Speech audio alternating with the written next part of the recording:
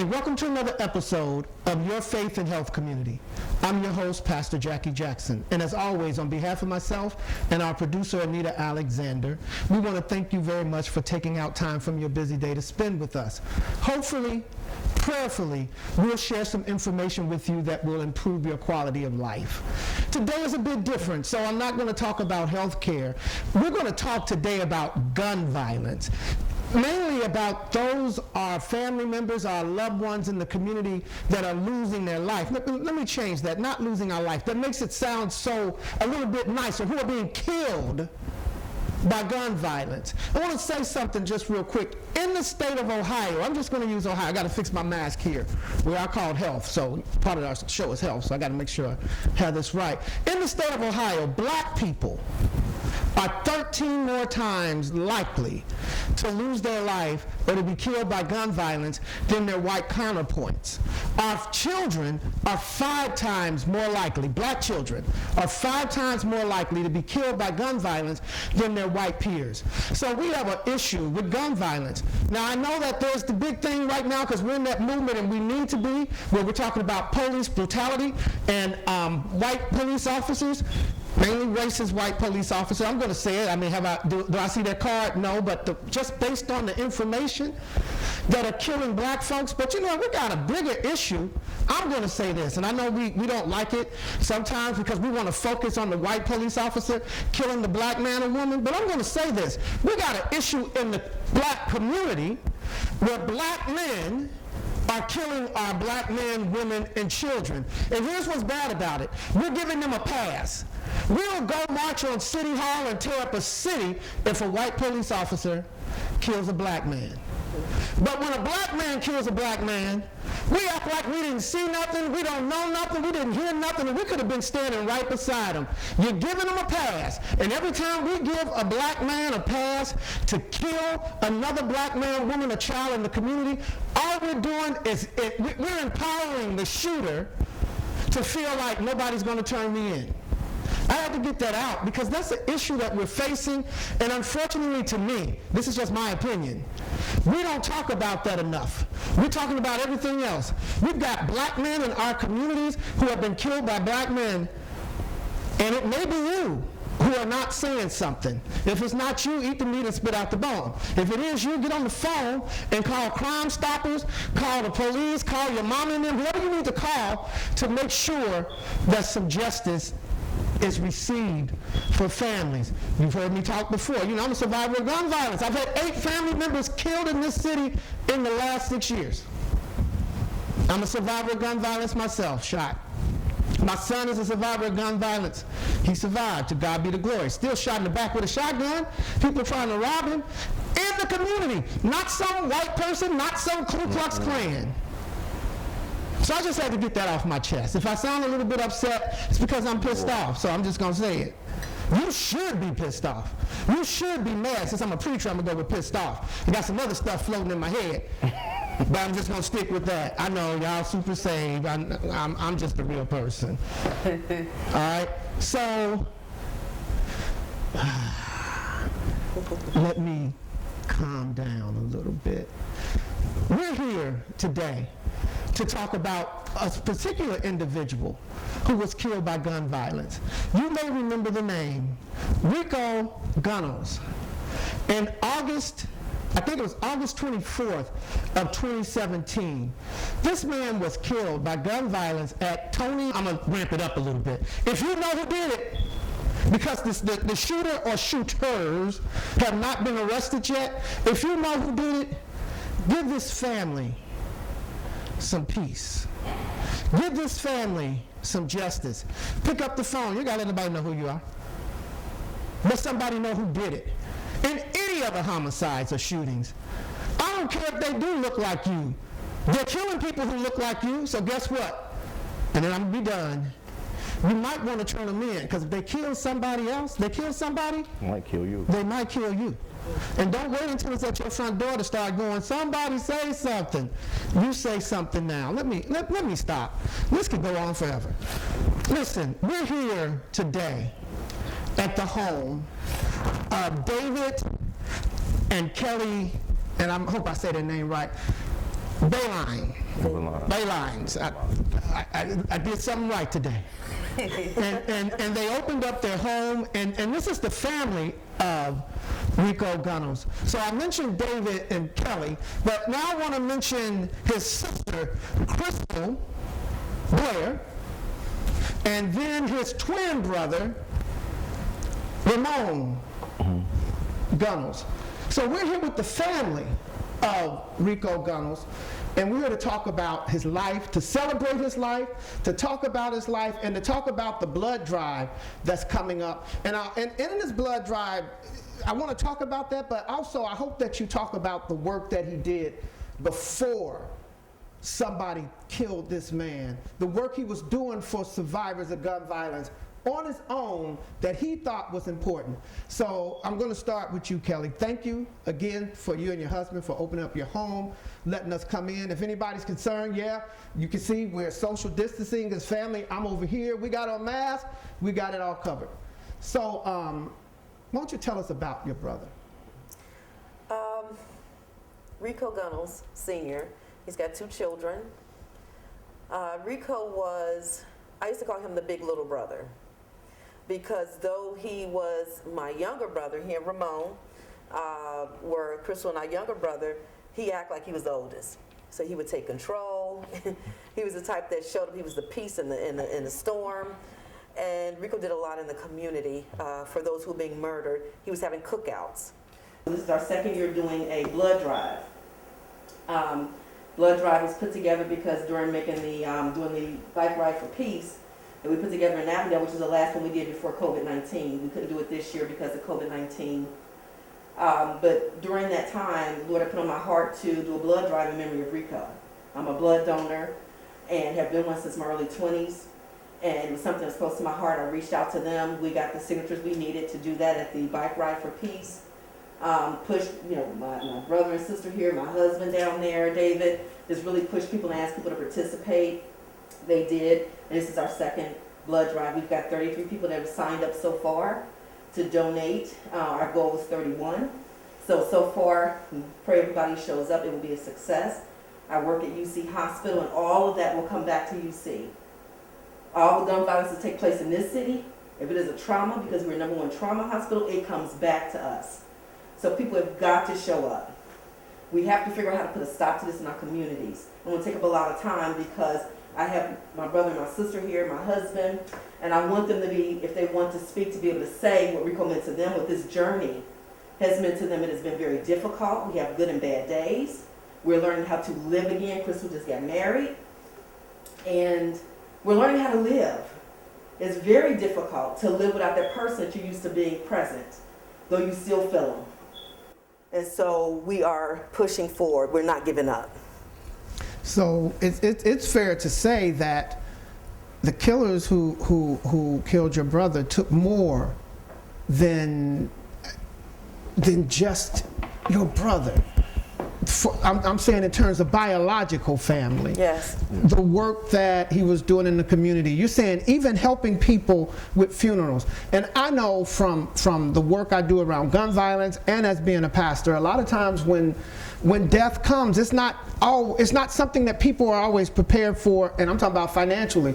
So when you take someone from a community that is helping with the hardship, that's helping with that trauma, the trauma of your loved one being killed, and then the trauma of trying to be able to have the service. So they took that away. You said people call him uncle, call him brother, call him dad. So that was a loss to a whole community. And a lot of times people don't realize when gun violence is in play, when people are killed by gun violence, the chain effect is really, the chain reaction is big. Mm-hmm. It's affecting the family, obviously. It affects the community. You're talking about, I'm just going to take it a little bit, then I'm going to go. We're talking about even affecting schools, because now there's a shooting, there's a killing in the community, so that traumatizes our children. Mm-hmm. And a lot of times in black communities, unlike white communities, when there's a killing in the community, if it's a killing in a white community, a lot of times they're going to have all these counselors at the school for their children. If it's a killing in the black community, black children are expected to go back to school and be business as usual that next day. So there was a lot taken, but the most important was your loved one. It was your family. This is your brother, your twin.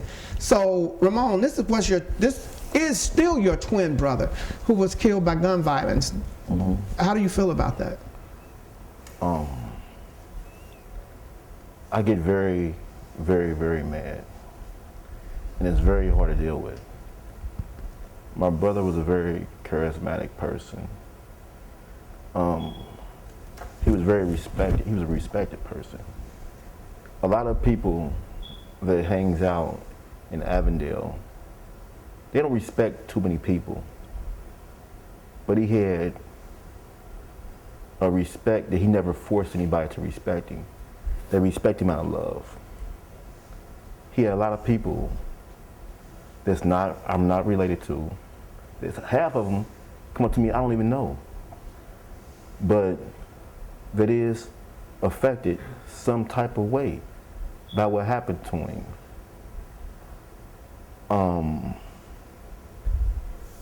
He was that person that looked out for everybody. I've known my brother, and he wasn't an angel, neither was I, but he's put a lot of food on people's tables. He's helped a lot of people able to live the next day. He's helped people. He's talked people out of killing other people. He saved lives. He had once saved a guy's life who OD'd on the streets, and they were going to leave him for dead. My brother stayed there until the ambulance came, and risked his own freedom, even though he had nothing to do with it. Risked his own freedom to make sure this man made it. Now the guy that made it is off of drugs. He had a testimony at my brother's funeral. My brother, he talked me out of doing a lot of things that would have led me to prison. Like I said before, he was my moral compass. But not just mine, he was a lot of other people. He was the type of friend that would hold you accountable, which is very rare. He didn't follow the crowd. And the people who ambushed him,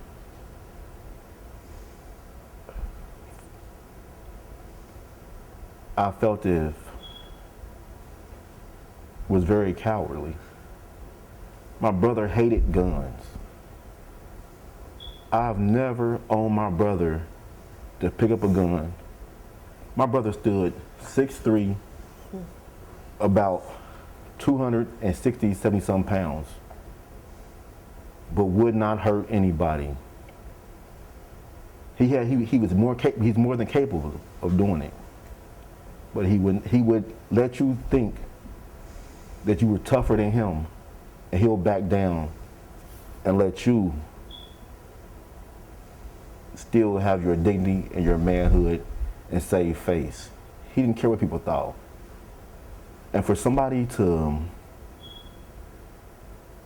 take the life of somebody that compassionate and has that much love for his fellow man, even though he wasn't perfect, was very, very cowardly.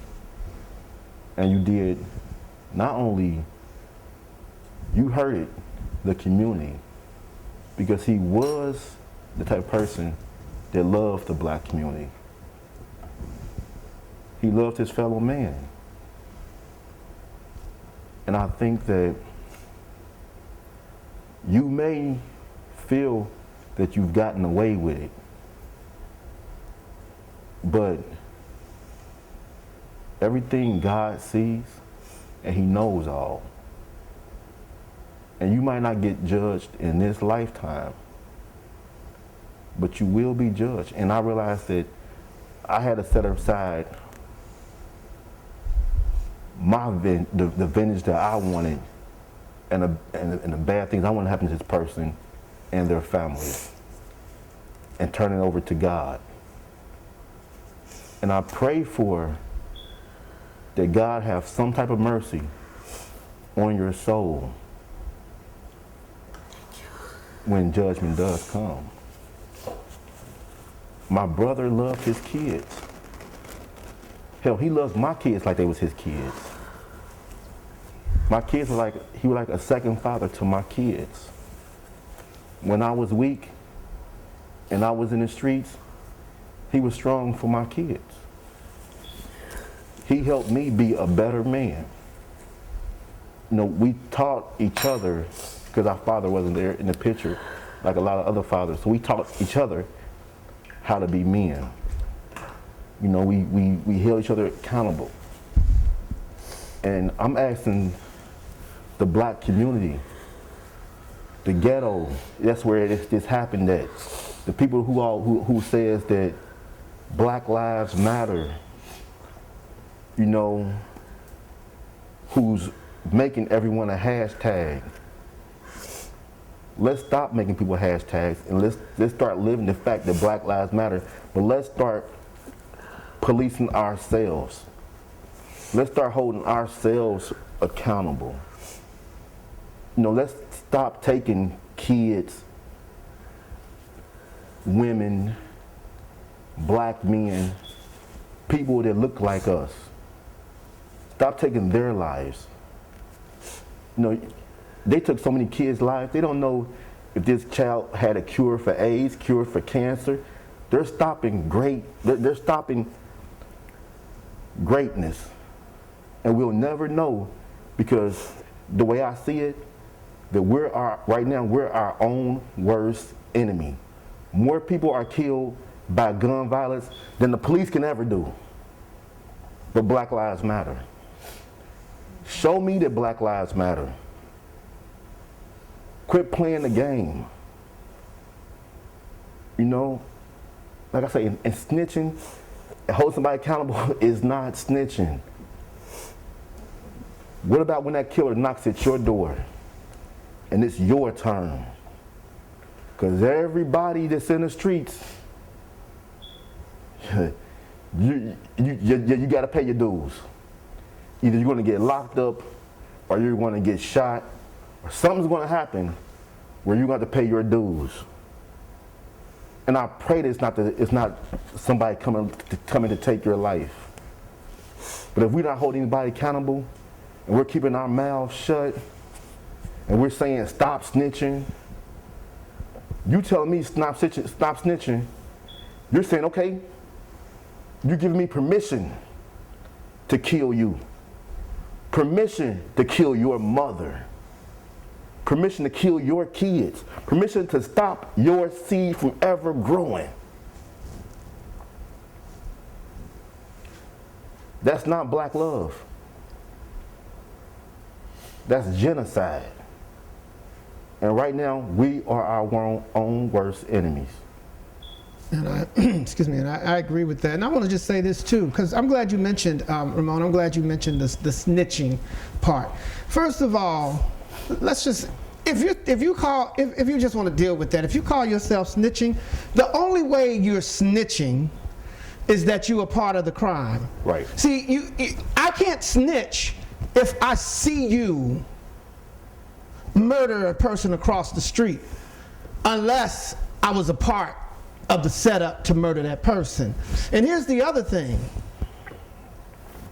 People holler, I'm not a snitch, until, or they don't like snitching until it's at their door. When I work with the community outreach advocates and we're going out and that different homicides, I may be, I don't know, let's just say in Avondale today, and I'm hearing a family traumatized and hurt and crying and screaming, who did it? And I'm hearing people go, I ain't see nothing. They were out there at the time. Right. I was looking the other way. The wind blew. I don't know, my eyes shut. I didn't see it. Then had been back in that community, and heard some of the same people who didn't see what happened to someone else now screaming, I know y'all saw what happened. So what I'm saying is, a lot of times people go, I don't like snitching until it's something that they need somebody to tell. Then all of a sudden they got a thing about snitching. Here's the thing, and even if you were a part of the caper, a part of the crime, at some point your conscience should tell you that what I did was wrong. Well, if I snitch, they gonna kill me. You're dead already? They might kill you anyway, because they might just think you're going to. And here's the thing, then they kill you and no one even knows because they decided to kill you before you could tell the truth. Listen, we need to work on this. I like you also said that Black Lives Matters. I did a post not long ago and I said that, hey, we got the world listening to Black Lives Matters. Right. We got them talking about it. Now what? What are we gonna do? No one, I don't think no one should be killed by gun violence. Black, white, purple, green, I don't care what you look like. But right now the world has stood up and taken notice on black lives. Whether it's police shootings, whether it's in the communities, however it is. But we get more credibility when we go just as hard that Black Lives Matters. And how do we prove that? We start dealing with it in the community. In other words, it's time to take the community back. You got these folks doing this mess only because they know we're going to protect them. Let me change that. Not we, because I'm not going to protect them. They are. But people are going to protect them. We protecting the kinfolk. Well, my mother, God rest her soul, she had a thing. Don't run to my house if you broke the law, because I'm going to tell them where you are. And so that's where we should be. And I don't want to take up too much time. I want to get to you, Crystal. Reco's your brother. Mm-hmm. And would you mind sharing with us how you feel? It's definitely devastating because the unfortunate thing about it, he was able to grow up with Kelly and Ramon. I didn't really get to start knowing my brother as I left and went to the military after I turned 18. So I didn't come back to Cincinnati till I was way over 40. So the first person amongst our family here was Reco that reached out to me. And he called me, and these are some of the things that I can remember of my brother is, Crystal, what you doing? I'm thinking, well, who is this? I never heard this person's voice before. I'm like, who is this? And he was like, this is your brother. I was like, okay, well, which one is it?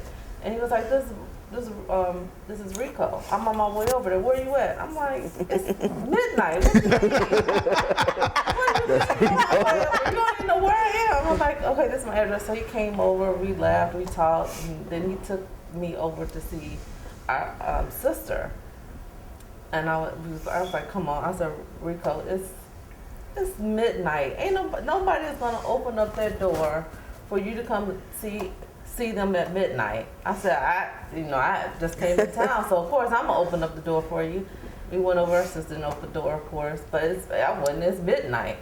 So these are some of the things that I was just getting to know. My daughter went with me, and she's an only child. So for her dad doesn't have any siblings, and these are my siblings. So these are the only true uncles and aunts that she has. So she was just getting to know. She was like, oh, I got some uncles here. Okay, I got somebody that I can say this is my uncle. And during this time frame, so we got to know each other, and we were just getting to that point where we was reconnecting. He had reconnected us all. All of the siblings that got reconnected through our brother Reco.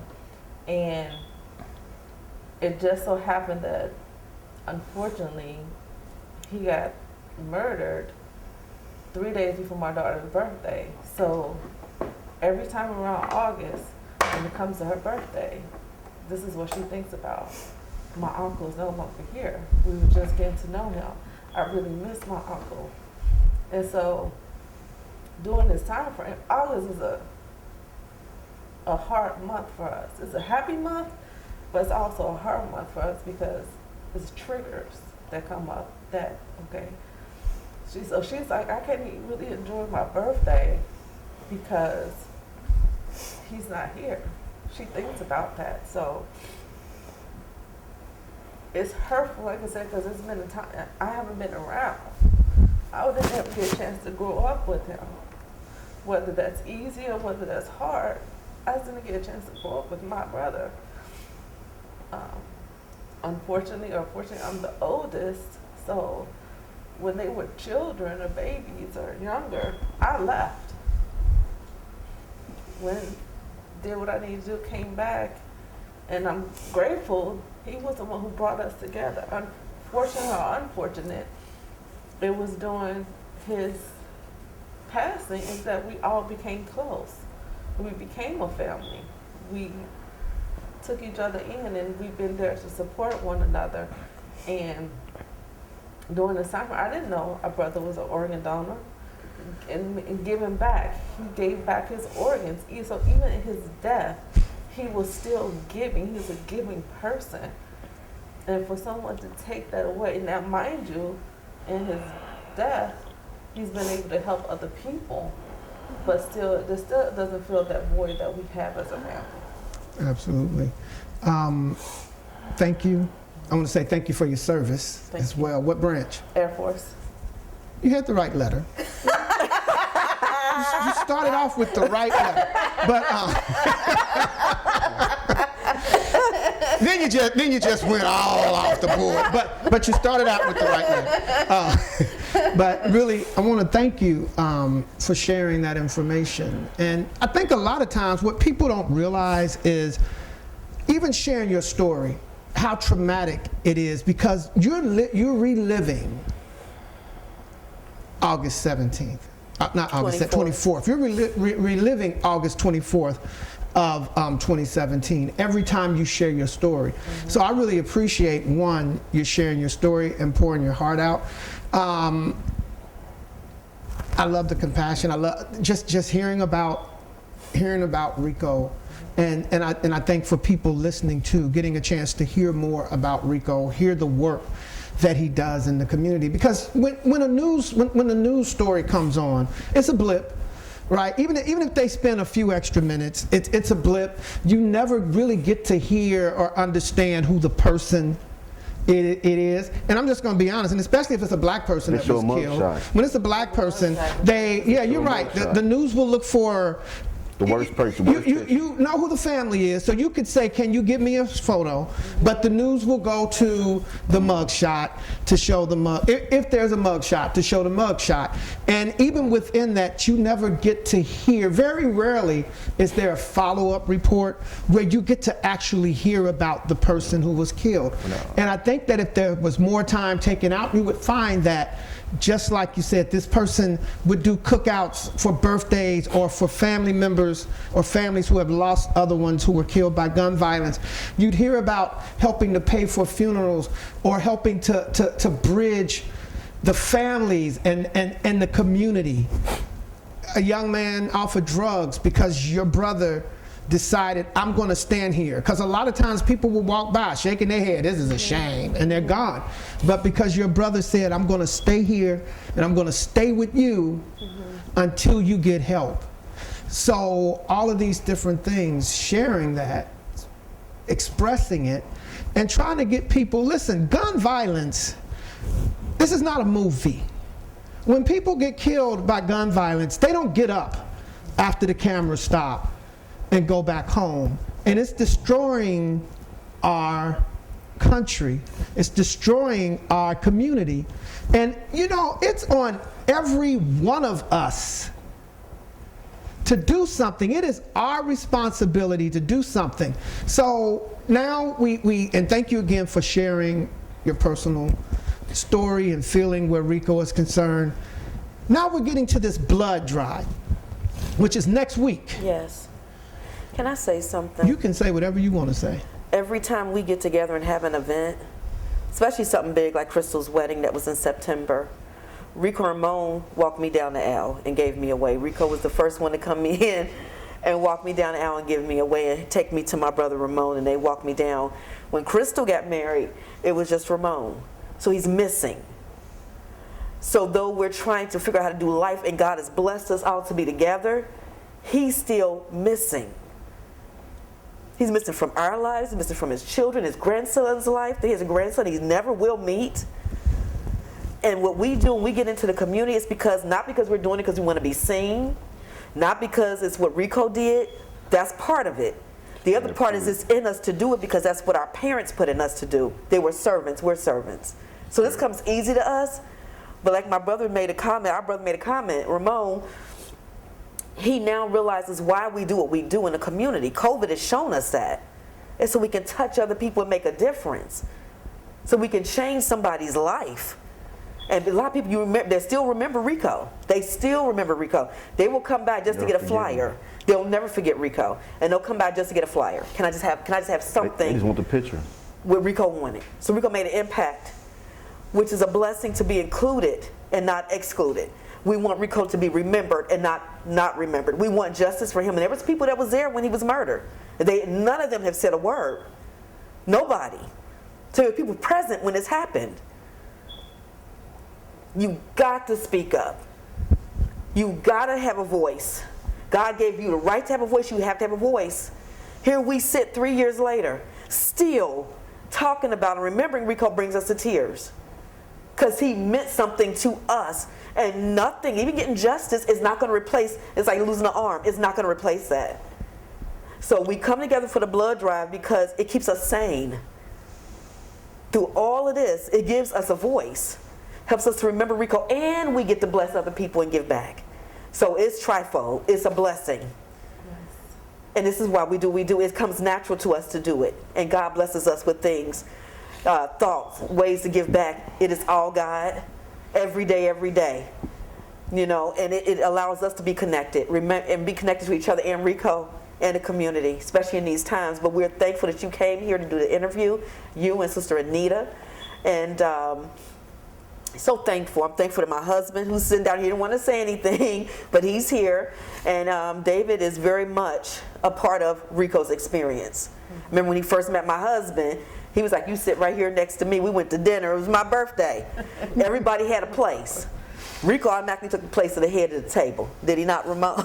And Crystal, he took his place. His family was there. Told David to sit next to me. He had never met David. But by the end of it, he said, your family. He went to pay for our meal. He said, I got that. That was how Reco was. Your family. This is my sister's birthday. She's important to me and Ramon. Therefore, your family. You're important to me. You'd have thought they had met before. Thought he had met Daviana before. Never, that's our little one. Never met her before, but he was like, little girl, have a seat. Just like she was family. He met you. You were not a stranger. He fell in love with you. You were family. And that's how we are. And we're just asking people to step forward. And if you have anything, speak up. Say something. Not just for Reco, for anybody. But today, it's about Reco. Speak up and say something. Whoever, he ain't done killing. He ain't finished. Whoever did this. Correct, Ramon. They're not finished killing. And if you are a blood donor, you think, you know what, I'm not a blood donor, but you know what, I'm healthy. Guess what? You're helping somebody who has sickle cell. You're helping somebody who has lupus. You're helping somebody who has cancer. Every time you give, you're blessing and you're pouring back into somebody else. It don't seem like a lot. It ain't money, but it's life. And it's saving. People come in, there's gunshot victims coming to the hospital. They need blood immediately. Guess what? I'm O positive.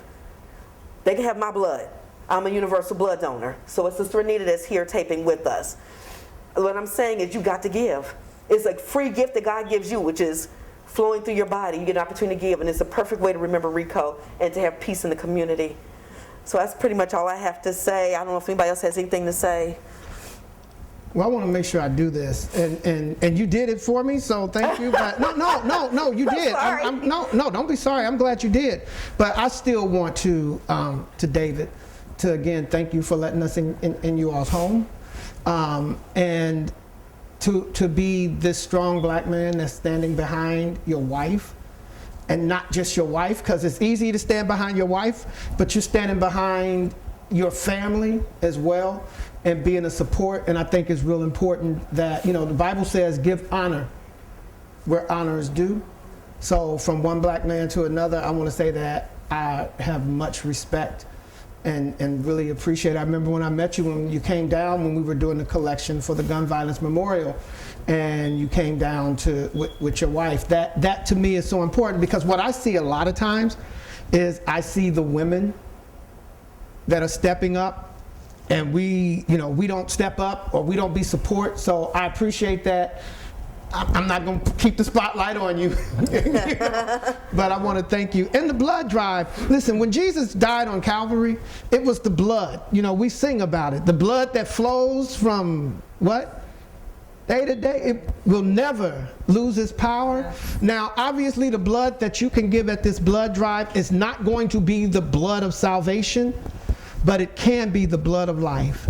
It could be the blood that makes a difference. And just like Christ, what it say, that a man would give his life for another man.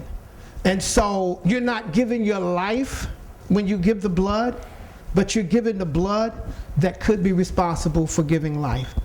So I want to make sure if you got anything else you want to say before I close it out. I don't want to shut you. Please, come on. We are very blessed to have very strong men in our family, as you said, with my husband. We also have Albert, who is Crystal's husband. He couldn't be here because he's ill. And we have my brother Ramon, who I'm so proud of him. Being able to, it's not easy for him to sit here and speak. He kind of like David, he shies away, but he followed his heart because he wasn't going to speak.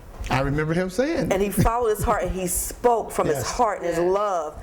And Ramon has grown so much as Reco is pushing him forward into purpose and destiny. And I'm so proud of you, Ramon. Yeah. I'm so proud of David. I'm so proud of Albert, because we have strong men that we have here. My father-in-law is a very strong man. We have very strong men that we are united with and connected with in our family, and we honor them on Father's Day and every day. But Father's Day is their day. We have a little dinner here at the house for them. But I want two of you to know, because you're here, and Albert, he's not here, and Reco, who's not present, but he's here in spirit. We feel him all the time. How proud and blessed we have been to have them in our lives. They've made an impact on our family, on our children. My son has turned out to be a good man because he had Reco and Ramon to help him as he was growing up. We are very blessed people, and God will continue to bless our family because we have the hearts we have to serve, and we have these blessed people in our lives. So I'm very thankful, and again, thank you so much for coming to our home. Thank you so much for coming to our home. Thank you. And I forgot to, when I thanked you for your service, to congratulate you, since that you just recently got married. Congratulations on that. The Bible says when a man finds a wife, he finds a good thing, so your husband must be a happy individual. He's a good man. He's pretty amazing. He is. He loves her so hard. It's very beautiful to see. So, listen, before we go, I just want to say again, if you have any information that can help lead authorities to the person or persons who killed Reco Gunnels, reach out. You've got Crime Stoppers. You can do it anonymously. Bump all this "I'm not snitching." Don't snitch. Just go tell. You ain't got to snitch. Just tell.